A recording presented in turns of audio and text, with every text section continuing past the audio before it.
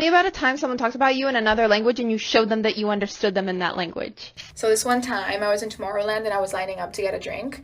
And I had a group of guys behind me and I can hear them say, che boludo, está re buena, tocar el culo.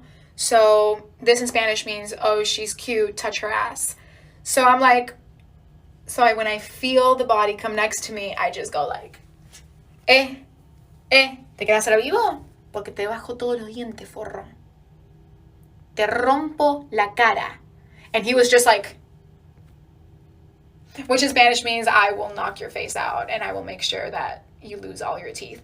Yeah, I can be a little bit aggressive at times, but it worked. And then they were like, oh my God, you're Argentinian? I'm like, no, I'm Russian, bitch. Oh my God in Himmel, I'm so excited. So, ich spreche Deutsch. I learned in high school and college. I have no fucking idea why. It was terrible at Spanish. So I was like, okay, I'll take the non-romance opposite. And it clicked. Working in a restaurant on the Upper East Side, I hear a plethora of languages. Germans speak English, and they never expect their fucking waiter to speak German. They use it like a little code. But I'm busting that Enigma code. So this old housefrau comes in and she's just bitching about everything. Which is surprising. I'd expect that from the French, not the Germans.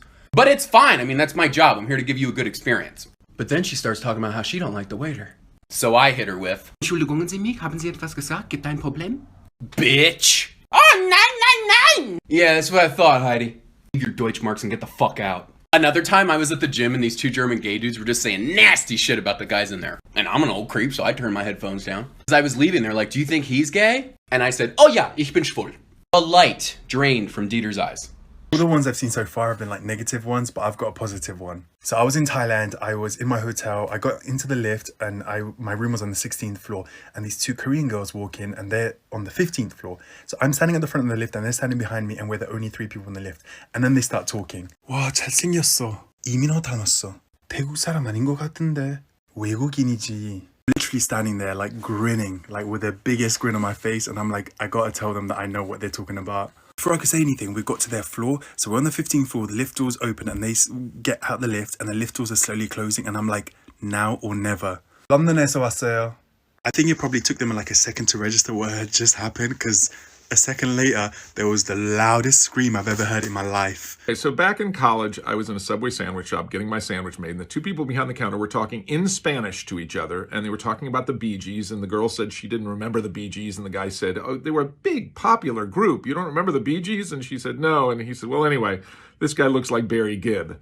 And I turned around and looked at everybody else in the shop, and they were all had super short hair, clean shaven. And I turned back around and said, I look like Barry Gibb? And they laughed and they turned this bright shade of red. For reference, this is what I looked like in college. The thing is, I'm not fluent in Spanish by any means. I'm conversational at best. But the words for Barry Gibb are Barry Gibb, and the words for the Bee Gees are Los Bee Gees. So I could have figured it out either way. Honest to God, I've been waiting for this one so bad. So I went to the Macy's in New York City, you know, the one that everybody goes to. And I went directly to the cologne section because I wanted a specific cologne, Chanel Blue. When I get there, I tell the clerk exactly what I want. And she's like, oh, we only have the bigger version of that perfume. And I was like, you know what? I'm lazy, so give me the bigger version. I'll just get that one. Right after I said that, that woman literally goes to ring me up and says in Spanish to her coworker, da hombre que te cogen de tener pendejo y le voy a vender la botella más grande. Which in English kind of translates to, I'm gonna pull a fast one on this dumbass kid and I'm gonna sell him the bigger bottle. When I tell you I was in shock, but I just told her kind of exactly what she said about me. So I just said, dame la botella pequeña, pendeja.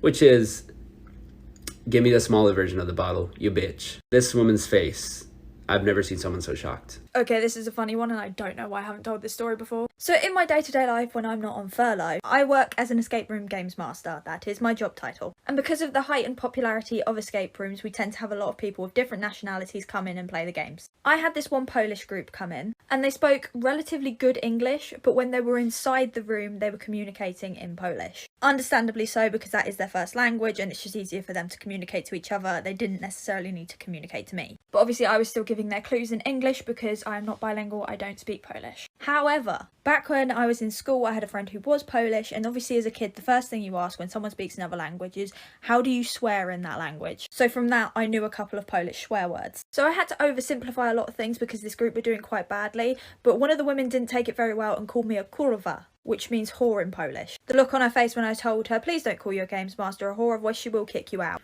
So I actually have quite a few stories like this because I really enjoy studying languages, so I can speak quite a handful of them to varying degrees. But my mom and I are both native speakers of Thai, and when we travel together in Europe especially, we prefer to speak Thai to each other so that people don't think that we are loud American tourists, and to kind of be a little more anonymous. But anyways, my mom and I, we're sitting in a funicular and chatting, and a loud group of American tourists come on, and my mom and I are both like, God, they're so loud. Like, why do they have to be so loud? It's like 10 in the morning.